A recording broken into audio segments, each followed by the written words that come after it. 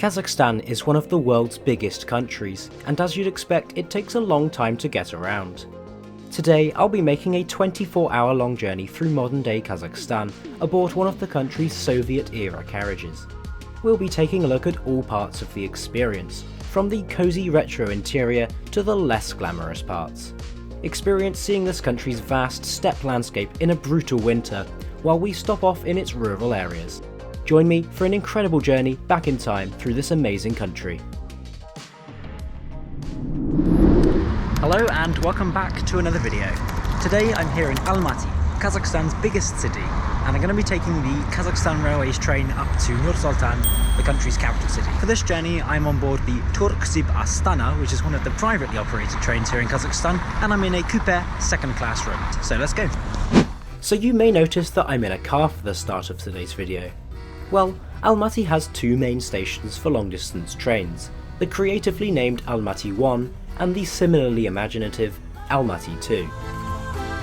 The latter is located vaguely close to the city's centre, while Almaty 1 is not even slightly close. My train is annoyingly departing from Almaty 1 station, which can easily be upwards of an hour's drive in peak times, so be sure to head to the station in plenty of time. Many different bus services also serve the station, but from my observations, these were often packed. Anyway, welcome to Almaty 1 station, originally dating back to 1929, with at least 3 major overhauls since. I'm running a little bit late due to heavy traffic on the roads, so let's waste no time in getting inside. Before being granted access to the concourse area, all passengers must first pass through a security check. Now don't worry, this isn't as time consuming as at an airport, and I was through in about 1 minute. Almaty 1 station was last overhauled about 10 years ago, in 2013. It's actually quite a modern station, definitely a lot more than my Carriage for the 24-hour trip tonight. One side of the station features a ticket office, though personally I'd recommend booking online using Kazakhstan Temir's pretty decent website, which is easy to use and even has an English option, as well as the ability to select your exact place on the train, especially as the trains can often sell out in peak season. Almaty 1 is an aesthetically pleasing station, with a design that also has some cultural meaning. The Kazakh people were traditionally nomads, so it makes a lot of sense to see traditional nomadic patterns made out of the floor tiles. The station has everything you'd need, from plenty of seating to all sorts of shops selling gadgets to keep you entertained, as well as snacks and drinks. There are also a few restaurants here, should you wish to grab a meal before boarding your train. Even a hairdresser's can be found in the station, and perhaps strangest of all, a claw machine game. I've never seen that in a station. Anyway, my train today is number 43, the 1802 service to Kostanay. It's already waiting at platform number 2, so let's head outside and take a look. Here it is. This train is in the old cyan livery of Kazakhstan's national railway operator, Kazakhstan Temir. Curiously, this train is actually operated by a private company called Turksib Astana. Very little information exists in English about these private operators in Kazakhstan, but from what I can tell, the national operator runs the locomotive and technical side, while the private operator is responsible for the staff and carriages. Today's train has 2 very different types of carriage. These brand new Russian carriages were built just a few years ago, as part of a rolling program to replace the previous fleet. Then there's the Soviet-era fleet, built in what was then East Germany from the 1960s. There's no way to tell which type of carriage you'll get, so you just have to wait and find out. Though due to unforeseen circumstances, I'll be travelling in both of these carriage types on this 24-hour journey. Stay tuned to find out why. Our train will be hauled by this Chinese-built Type KZ-4AC. This fleet of 27 electric locomotives are responsible for most passenger operations on Kazakhstan's electric rail network, and as you can imagine, they certainly cover a lot of distance in a year. Let's head over to the train. Almaty 1 station has just 3 tracks, so it's not easy to get lost here. The platforms here are always busy with activity. Plenty of locals come to the station to sell their goods. Apples are a local speciality in Almaty, so I'd highly recommend sampling some. You definitely won't have any trouble finding them.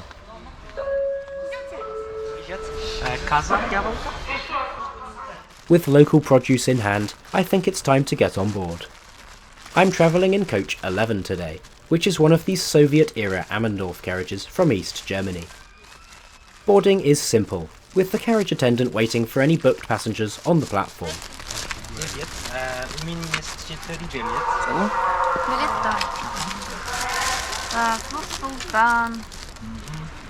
Once your ticket is checked, your name is crossed off the list and you are shown to your room. I've booked the entire room to make filming easier. This involves buying 4 separate tickets, which can sometimes confuse staff. Anyway, now I'm all explained, let's get settled and have a look at today's route.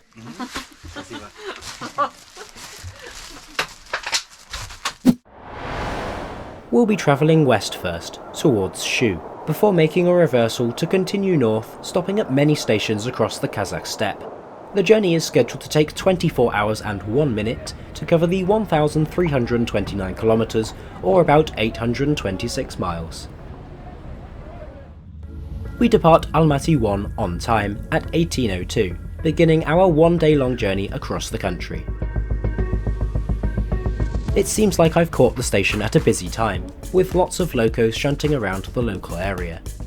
With most rail journeys in Kazakhstan being very long, there are only a few multiple units in operation in the country. Much of the fleet is still made up of Soviet-era locomotives. Rail freight is a huge thing in Kazakhstan, thanks to its borders with Russia and China, as well as sitting upon the Caspian Sea. In fact, cargo makes up 88% of the railway's revenue, with over 50% of the country's freight travelling by rail. But now, let's have a look around the compartment here on this Soviet train. All compartments in second class, more commonly referred to as Kupe, contain 4 beds. They feature sliding doors, which can be locked. In fact, they feature 3 locks, so there's certainly no security concerns here. These carriages look like they've barely been touched since they were built, way back in the mid-1980s. They feel very homely, and are a great place to spend hours or days travelling in. Light controls can be found next to the door, allowing you to turn off the warm yellow lights in the night. Bedding for all 4 berths can be found on the top bunk. More blankets can be found above the door for when it gets cold. During the day, the 2 lower bunks are used for sitting on.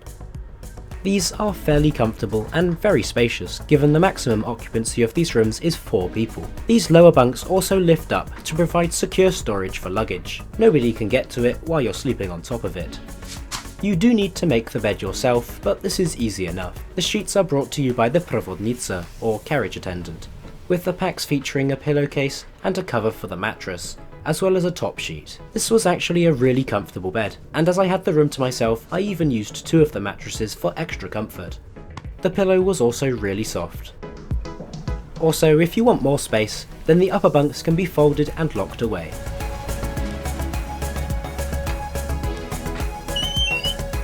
At the window, you can find some curtains. These might look nice, but they're fairly useless, as if you pull them too hard then they'll just fall off. Rather more useful is the window blind, which is a bit more durable than the curtains, even being too stiff.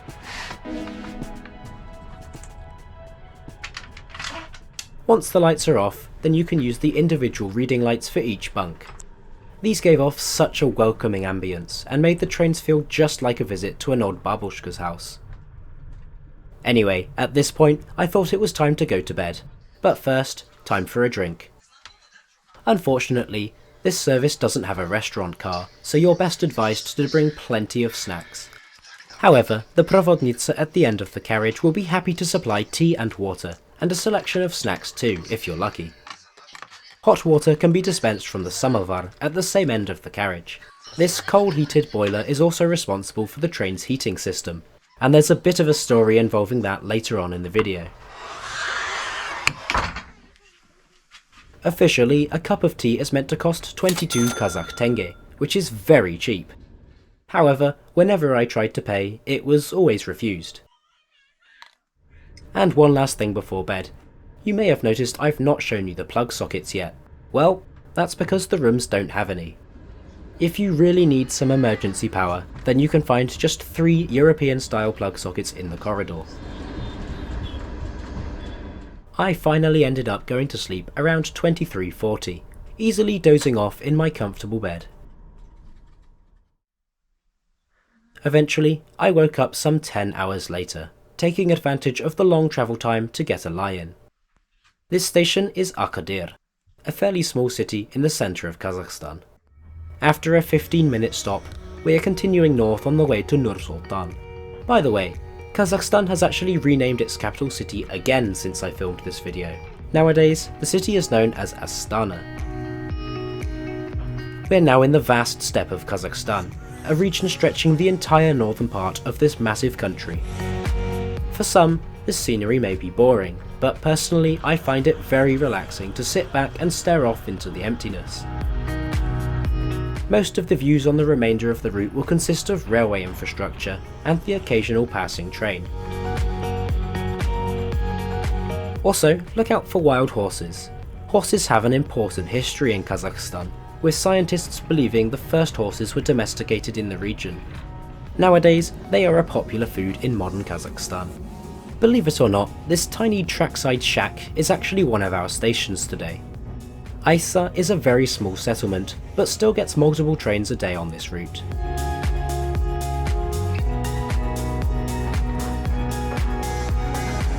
One thing I'd noticed since last night is that the train was really rather cold now. I decided to try and warm myself up with another questionably free cup of tea. While I drank this, I also topped up my phone's battery with a power bank. This is really an essential item when travelling in this part of the world. And I'm sure I don't need to be the one who tells you that Wi-Fi is not available on this service.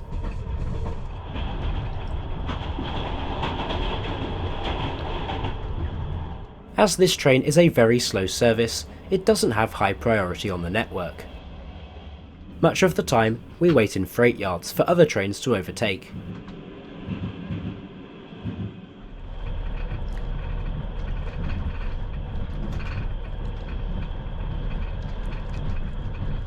Anyway, let's go and take a look at the toilets.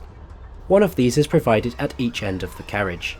Sometimes there's a wheelchair accessible toilet, however I didn't see one on my train. These toilets are clearly not in the best condition, so I would always recommend bringing hand sanitizer. Also, there was no toilet seat, so good luck with that. Plenty of soap was provided and the water was working fine. By the way, you need to push the bottom of the tap upwards to release water. Toilet paper was present, however this is often not the case, so be prepared and bring your own. At around 13:15, we arrive into Karaganda Passagierskaya. The city of Karaganda is the first and only major city on today's route, being Kazakhstan's 5th most populated city with around 500,000 residents. The platforms here feature plenty of outlets to get a snack, and whilst I personally had plenty of supplies, I did take advantage of the long 30-minute stop here to get a bit of fresh air. Having said that, Karaganda is actually Kazakhstan's most polluted city, also having some of the worst air quality in the world. This is thanks to its history as a mining town during Soviet times. At this point, with help from Google Translate, the Provodnitsa explained to me that the carriage's heating system had failed. And it certainly couldn't be a shortage of coal either, as a tractor came along for reloading. After we departed Karaganda, I was taken to another carriage. This was one of the brand new Russian-designed carriages, rather surprisingly built by the Spanish company Talgo here in Kazakhstan. But I wasn't just put in any normal compartment. This was the dedicated staff compartment. Things got a little bit awkward when people started coming up to me asking questions and trying to get a cup of tea. Our slow journey continues, once again being shunted to the side to allow faster trains to overtake. Even freight trains seem to take higher priority.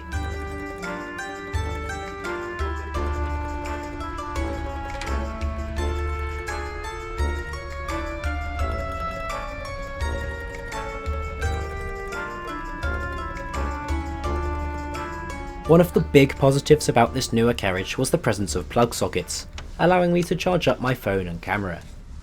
There was also a modern and clean vacuum toilet, which is a stark contrast to the Soviet era design.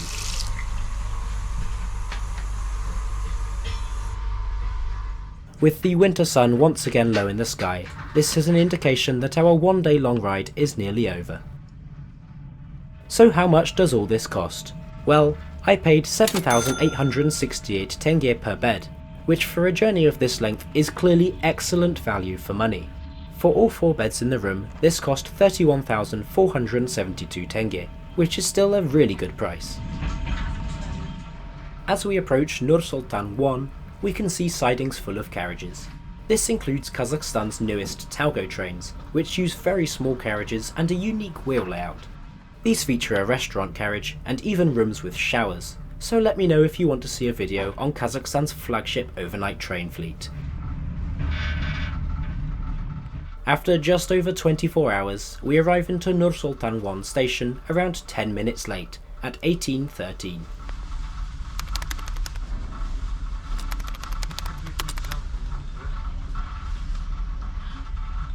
Overall, I really enjoyed my slow ride through Kazakhstan, with the big exception of the failed heating. The Soviet-era carriages are a delightful way to travel, even if very dated. Having said that, you can't complain too much for a journey at such a great price.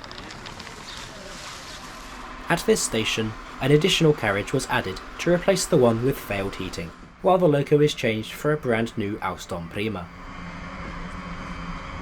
As always, let me know in the comments what you thought of Kazakhstan's train from the Soviet era. Do you reckon you could manage 24 hours on this thing?